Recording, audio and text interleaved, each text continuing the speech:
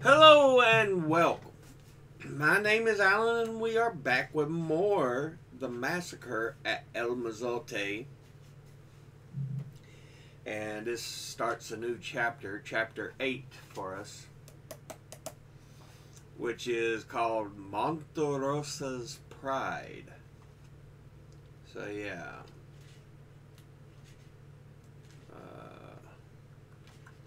Okay, let's hop into this. El Mozote represented the climax of the era of great massacres. It was not the last of them. Most notably, in August of 1982, the Atlacatl, in an operation similar to that in El Mozote, killed some 200 people in El Calabozo in the department of San Vicente. But after El Mozote, the army relied less and less on search and destroy operations that entailed large-scale killing of civilians. It may be that guerrillas' use of El Mozote for propaganda and the controversy that followed in the United States led senior officers to begin to realize the potential cost of such slaughter. It may be that the highly visible denunciations in Congress finally led to the embassy's habitual scoldings a bit more credibility. Even someone as firmly contemptuous of congressional pressure as Elliot Abrams acknowledges that the good cop, bad cop routine in Congress was very effective and that there was some positive impact there in reducing the killing. It may be that the officers realized that lesser massacres of 40 people or fewer, say, could accomplish as much without attracting so much attention. More important, the key Salvadoran officers no doubt realized that El Mozote had accomplished its purpose. It was not only that in much of North Morazan the civilians had fled beyond the border, that in several key areas the water had been taken from the fish. It was what El Mozote had meant, what it had said to those who remained. For El Mozote was above all a statement. By doing what it did in El Mozote, the army had proclaimed loudly and mistakenly to the people of Morazan and the peasants in surrounding areas as well a simple message. In the end, the guerrillas can't protect you, and we, the officers and the soldiers, are willing to do absolutely anything to avoid losing this war. We are willing to do whatever it takes.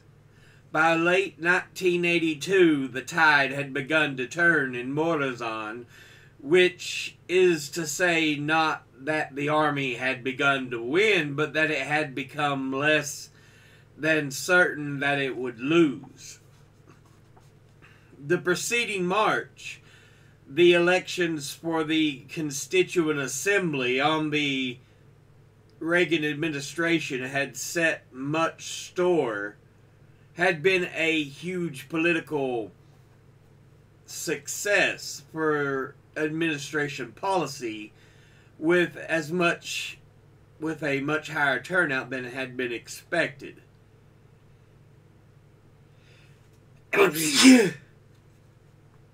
By exerting enormous pressure, the administration had succeeded in blocking Roberto de Abusun, the best known of the ultra-rightists, from becoming provisional president.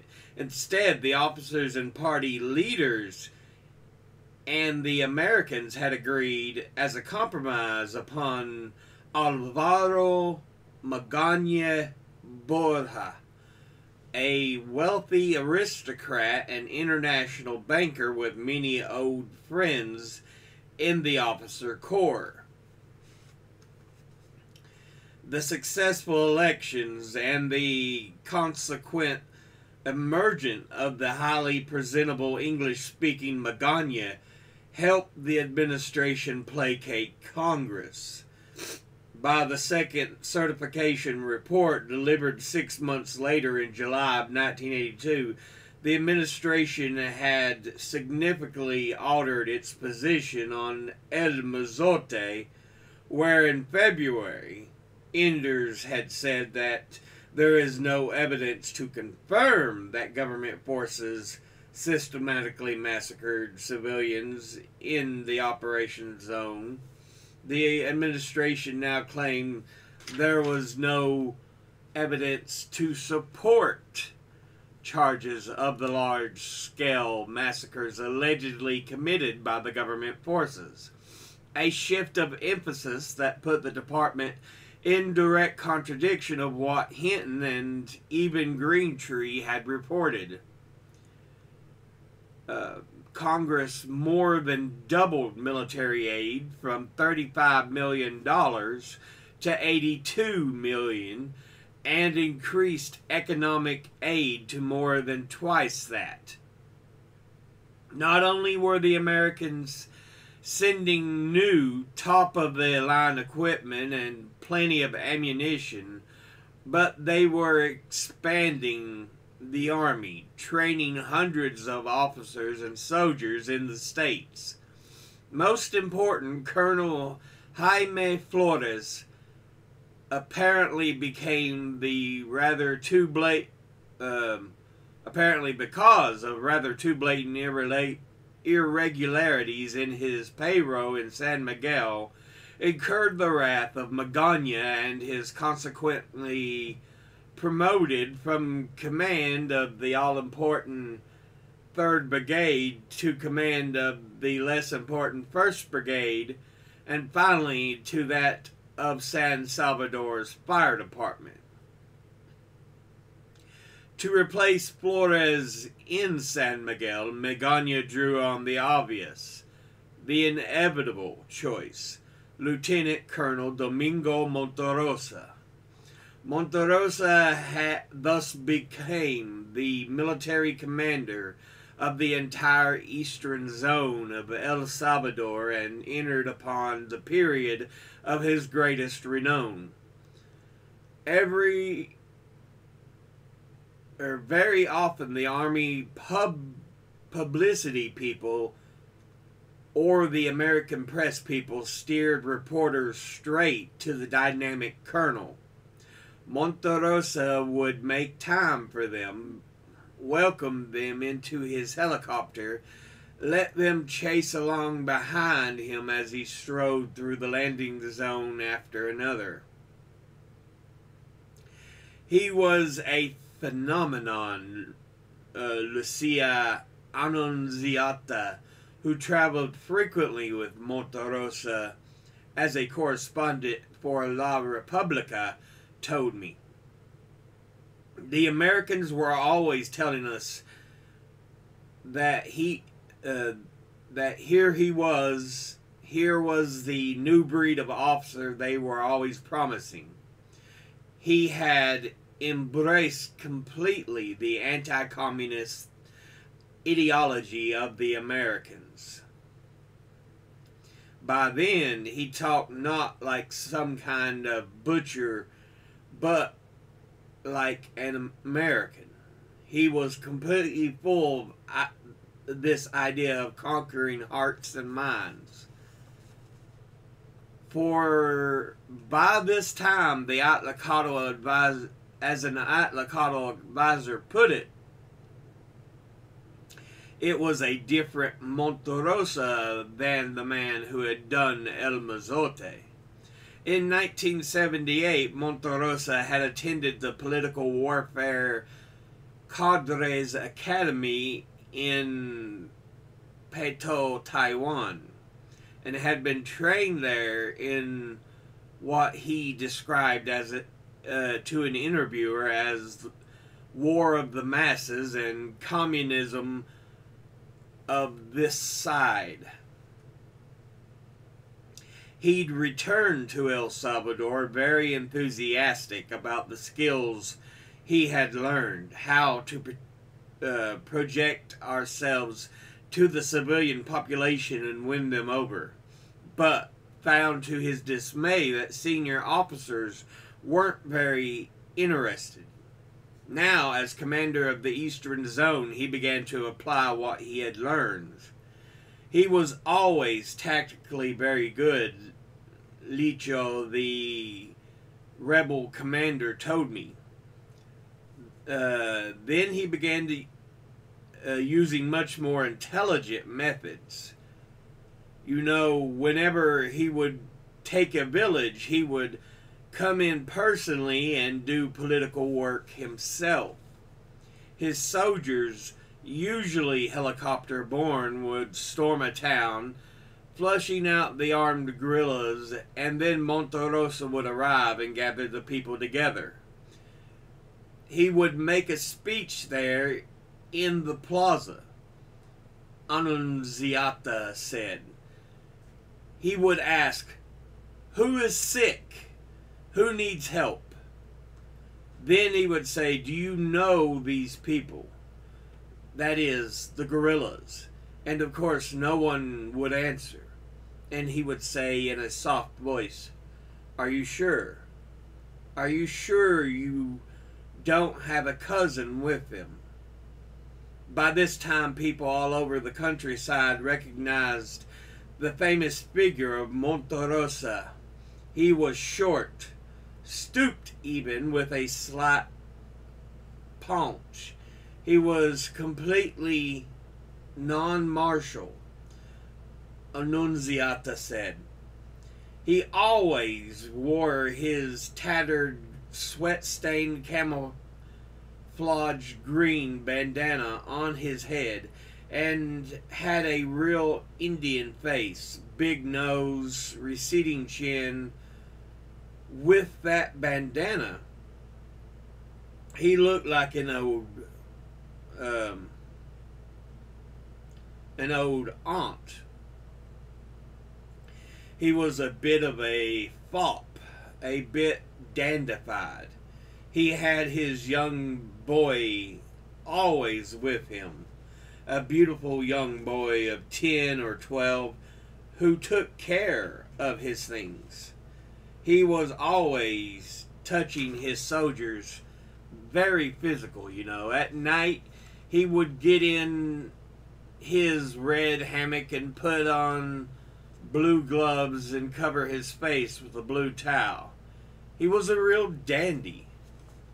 It was late in the afternoon and we were outside the town of Carolina on a hill above it. Monterrosa was sitting on a low stone wall and his feet dangling over the side.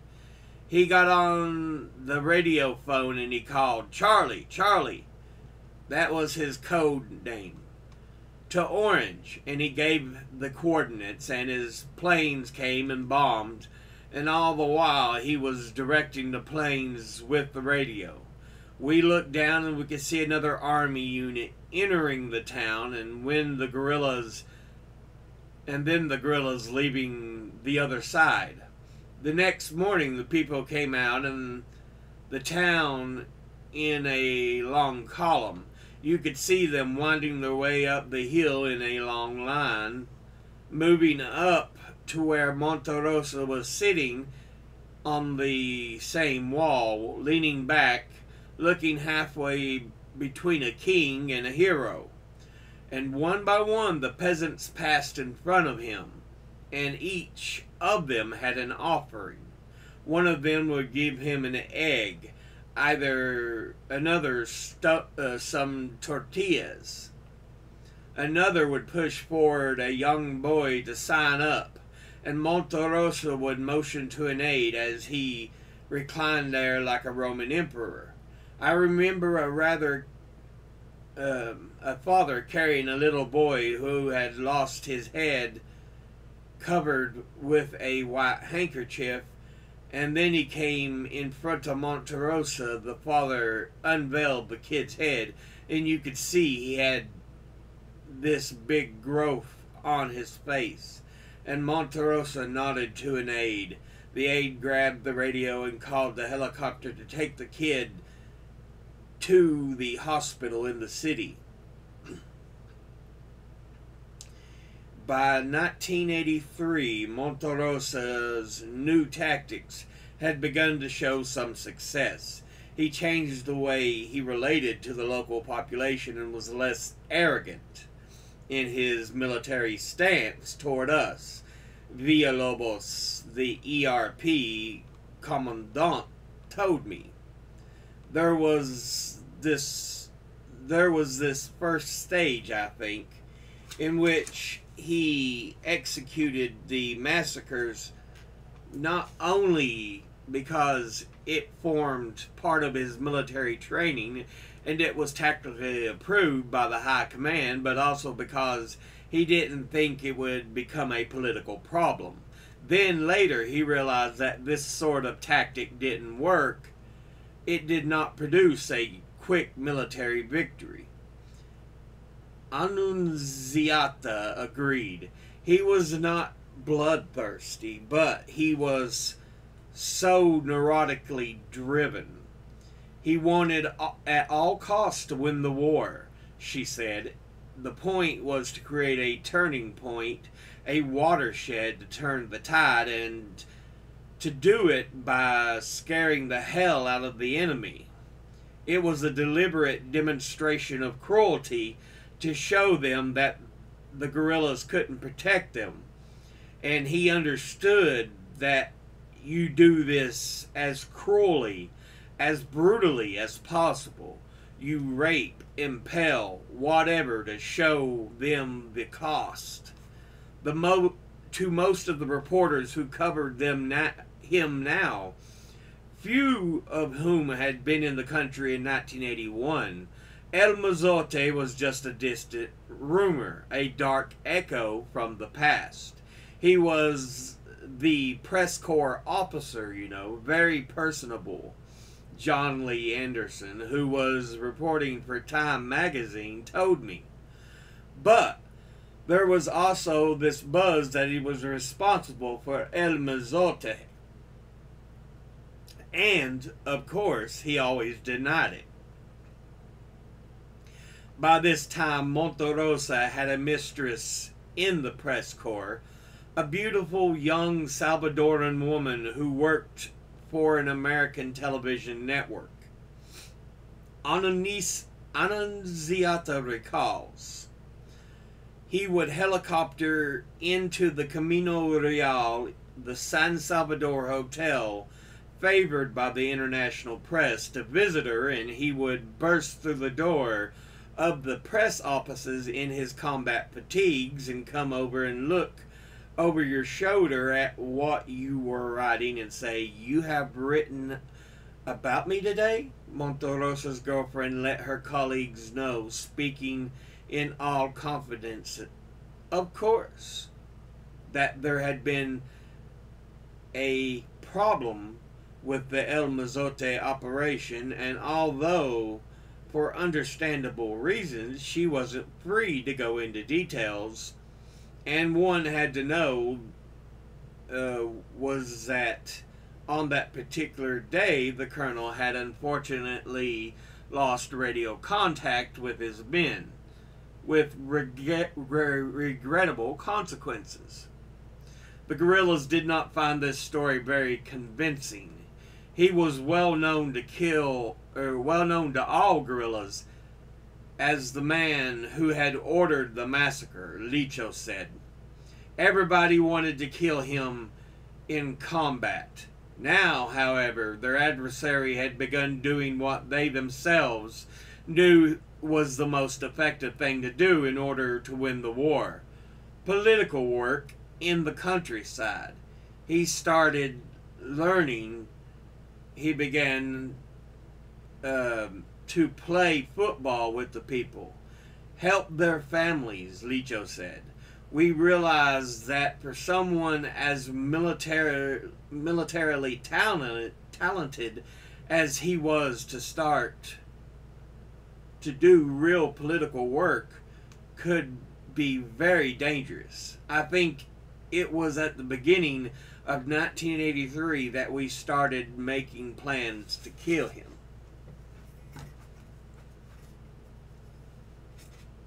So yeah, we'll go ahead and end this episode, or in this part of the book, on that piece there. So, yeah. Monterrosa gains more of a commanding position.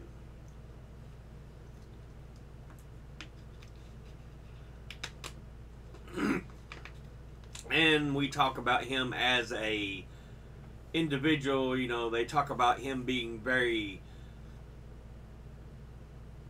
foppish, very much a dandy. In the fact that, you know, he's kind of eccentric in the way he does things. They talk about him personally having to switch gloves when he would go to sleep, wear a towel over his eyes. You know, he had certain things, well, as I said, certain eccentricities that he used. But beyond talking about him personally, they also pointed out that even though he was in command during the massacre, he had been trained elsewhere for a more modern ideology of military tactics and such. And so, in his position of power, he began working to help, being more friendly, offering aid as a tactic to turn the people against the guerrillas.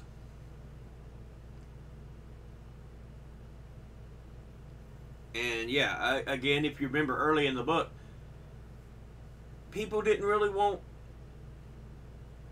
to do with either side. You know, they were just trying to live their lives.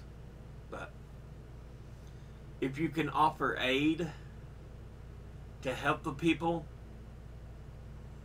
help them in their times of trouble, if you act more human, you get a lot further than you do as an invading force or protecting force. You know, coming with the ability to offer aid and kindness will take you a lot further sometimes than coming with an invading army.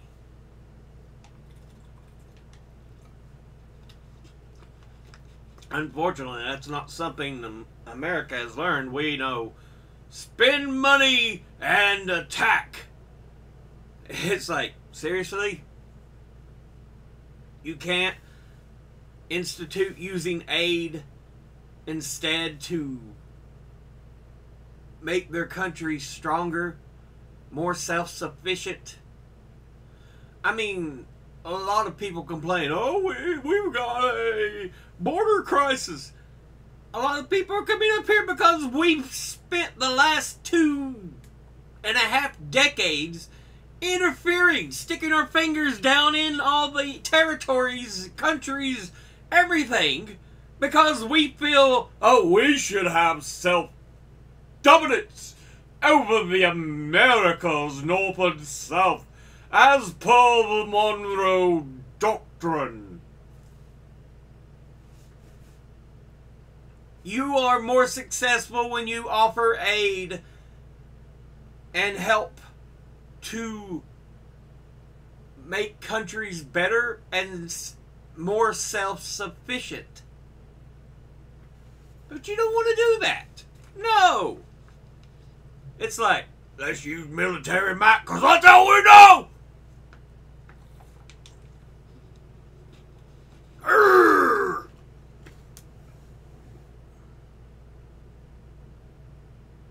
And that's why sometimes I'm like, what the fuck is wrong with our goddamn country?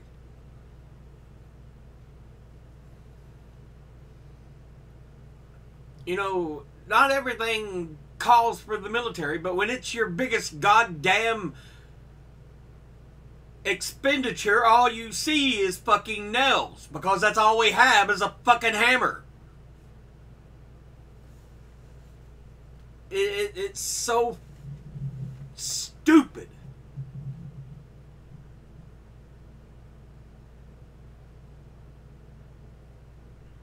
And now we're suffering for our own stupidity. People are now going, well, there's a border crisis. It's because we got them spit fucking centuries believing that this was our playground, the North and South American continents. We're paying for our own arrogance at this point.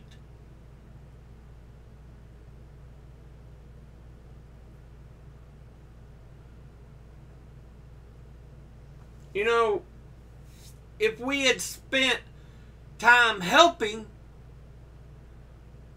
and you know, doing things to help them instead of believing we have the right to go in and hurt them and everything, we wouldn't have to worry about a fucking border crisis, because their country would be self-sustainable. It would be a much better situation. But no! We got military, we can take what we want!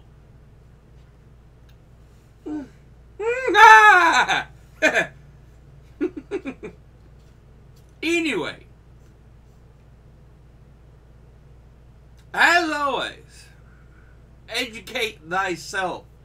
Think, read, study, learn. Someone tells you something you have trouble believing, ask them to cite their sources. I appreciate you all for watching. I'll see you all in the next one. Until then, later.